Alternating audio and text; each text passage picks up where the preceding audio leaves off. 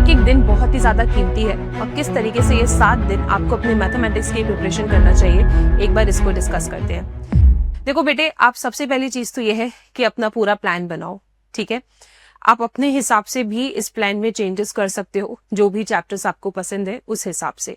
But अगर ये 7 दिन अगर तुम सारी चीज़ें जो भी अपने आप को टारगेट दे रहे हो उसको अगर लिख के करोगे तो बहुत ही ज़्यादा अच्छा रहेगा, सो दैट आपके एक माइंड में क्लैरिटी रहे कि कितना समय है और मैं अभी कितने तरीके से कितना टाइम मुझे पर चैप्टर देना चाहिए, ताकि बिना किसी पैनिक के मैं एग्जाम देने चला जाऊं। तो देखो बेटे, मैंने एक रफ प्लान बनाया है कि आज आपने कुछ पेपर सॉल्व कर लिया बैठ के, ठीक है। इतने दिनों से आप पढ़ने की कोशिश कर रहे हो, जो भी टॉपिक आपका वीक है आज उसे खत्म करो। सैंपल पेपर हर दिन आपको सॉल्व करना है। पहली चीज, 21 तारीख को आप चाहे तो 1 2 3 4 चैप्टर, ठीक है, उसको उठाइए अब, और उनके जितने भी अभी तक आप पढ़ रहे थे उनके फॉर्मूलेज रिवाइज करो, उनके क्वेश्चंस जो इंपॉर्टेंट है एनसीईआरटी से वो सॉल्व करो। पीवाईक्यूज चैप्टर वाइज बनाइए और सैंपल क्वेश्चन पेपर जो सीबीएसई की वेबसाइट पे है उसमें भी ना आप चैप्टर वाइज क्वेश्चंस को सॉल्व करो। इतने दिनों से आप ये चीज पढ़ रहे हो, आगे भी इसी को कंटिन्यू करो बेटे।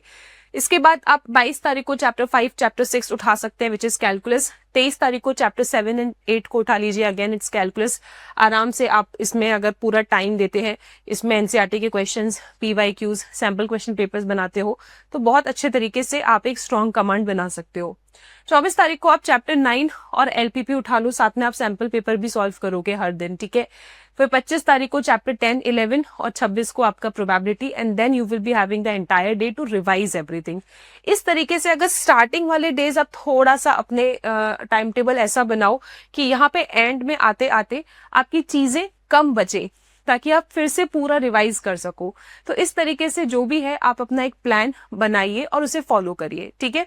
हमारे पास एक दिन एक्स्ट्रा भी बच रहा है जिसमें तुम पूरा रिवाइज कर सकते हो।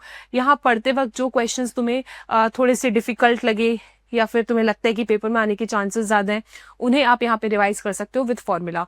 मतलब सिंपल बेटे काम करना है आपको कि 7 दिन का अपना टारगेट देना है और हर दिन लिख देना है कि कौन से दिन आप कितने चैप्टर करने वाले हो। अब जब आप चैप्टर सॉल्व करो बेटे तो एनसीईआरटी के सिलेक्टेड क्वेश्चन करिएगा, अभी PYQs and sample question paper. इस तरीके से तुम्हें सारे चैप्टर खत्म करना है। इसके बाद बेटे तुम्हें मेक श्योर करना है कि हर दिन तुमने जो भी चैप्टर उठाया उसको रिवाइज किया, ठीक है। फिर उसी चैप्टर के सारे फॉर्मूलेज बिना देखे लिखो और देखो कि सब कुछ याद है या नहीं, ठीक है। और साथ में शाम के समय पे या रात के समय पे आप 2-2.5 घंटे के अंदर एक पूरा पेपर सॉल्व करने की कोशिश करो, ठीक है। तो जब आप इस तरीके से अपनी प्रिपरेशन करोगे, आप टाइम मैनेजमेंट भी सीखोगे, आपको ये भी समझ में आएगा कि जितना पढ़ रहे हो उतना कितनी चीजें आपको याद है या नहीं है। और ये पेपर सॉल्व ना आप हर दिन करिए, ठीक है। तो इससे कॉन्फिडेंस बहुत इंक्रीज होगा और एक मोटिवेशन भी आएगा कि स्टिल अगर कोई चीज भूल रहे हो तो अभी भी टाइम है, कवर किया जा सकता है।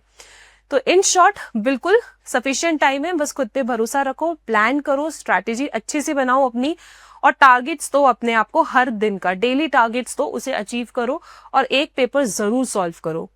आप बहुत अच्छा पेपर देकर आएंगे, बिल्कुल भी डरने की जरूरत नहीं है। All the very best.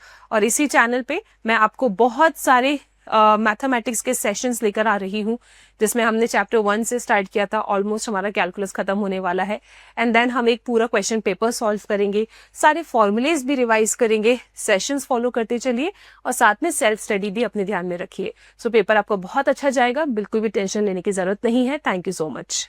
Unacademy. Let's crack it.